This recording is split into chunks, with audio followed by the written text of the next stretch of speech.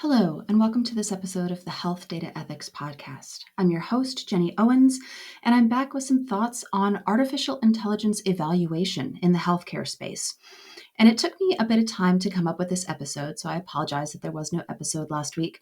But I really, truly believed that I was going to be able to sit down and write out a checklist for evaluating an artificial intelligence technology solution for a healthcare system. Thought I was going to be able to put it in chunks, think about privacy, think about security, think about, your endpoints and your value that you're delivering. And every time I started this, I wish I could show you all of my notes. There's so many notes on this, so many.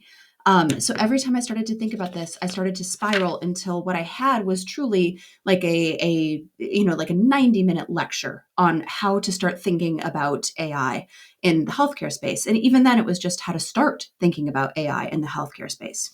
So I thought that I would do what I frequently need to do, which is to slow down, take a breath, and start from first principles, right? Let us start with the end in mind. Let's think about what it is that we want to do and how we can best set ourselves up for success. And so over the next few episodes, I'll call this out in the titles, but I want to continue to explore this thought about how do you evaluate an artificial intelligence solution in the healthcare space? What's important to document? What's important to see and to feel? What does value look like and feel like? How do you know if you've realized it? So I wanted to start with really 2 points today. I wanted to start with our hypothetical healthcare institution. And at this hypothetical healthcare institution, I am your chief information officer, and I'm sitting here and I'm thinking, I would love to be able to say on a Super Bowl commercial or in a marketing plan that my healthcare system uses artificial intelligence to provide the best patient care possible. How would I even start that train of thought? And I think that train of thought needs to start in 2 places. One is when I am thinking about incorporating AI into my healthcare space as the hypothetical CIO of a hypothetical health system, am I looking for a short-term payoff? Am I looking for a long-term payoff? Am I truly looking for the value of saying on that Super Bowl commercial that, Jenny's hospital uses artificial intelligence? And I want to be clear, I'm being a bit facetious, but the reputational impact of saying that you have the cutting edge technology is not nothing. That truly does bring value. That can be a real benefit for your brand. Does that pay off in the short term? Does that pay off in the long term for my health system? What is my goal? Is my goal to use technology to alleviate some of the staffing burdens that are plaguing a lot of healthcare organizations? Is my goal to use technology to do what people are bad at?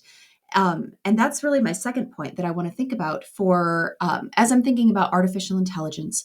I want to look at my healthcare system as a whole, and I want to say, what are people doing really well? What are people really good at? And what are people not great at? What are artificial intelligence tools really good at? And what are they really bad at? And is there a place in my health system, is there a pain point where people are doing something that they're bad at that artificial intelligences are really good at? Because that's a place where I might want to prioritize incorporating some artificial intelligence into my ecosystem. So some things to think about. And I do have a whole episode on what does artificial intelligence do well that people don't. Some of the things that people do really well that artificial intelligence doesn't. People do narrative really well. They do storytelling. They can draw reasonable conclusions from longer term data that is presented to them without a recency bias. Or, I mean, people do have recency bias, but people do better at constructing narratives than artificial intelligences do at this point in December 2023. People are not great at absorbing large quantities of information and finding patterns in those. So that might be a place where I would think about, okay, is there a place where I can bring these skills that artificial intelligence is bringing to the table? Can I relieve the burden of people doing some things that people aren't great at and give that job instead to the AIs that are great at it? I want to go back to my first thought as well about short versus long-term payoff. If I'm looking for something to implement a technology that's going to immediately pay off, it's going to increase my billing, it's going to, or decrease my denials, it's going to alleviate some staffing concerns, it's going to have an immediate payoff. I want to be thoughtful about what payoff means in that case as well. So, if I'm thinking about investing for the future versus, saving some right now, I want to think about how am I measuring that? What does it mean to have a longer term payoff for an artificial intelligence? Will it make my hypothetical hospital better at training new trainees, new medical professionals? Will it make my hospital a safer place to be a patient? Will it make it a happier place to be providing healthcare? Will it be a more reliable place where I can receive care from emergency room all the way through, a very tricky surgery?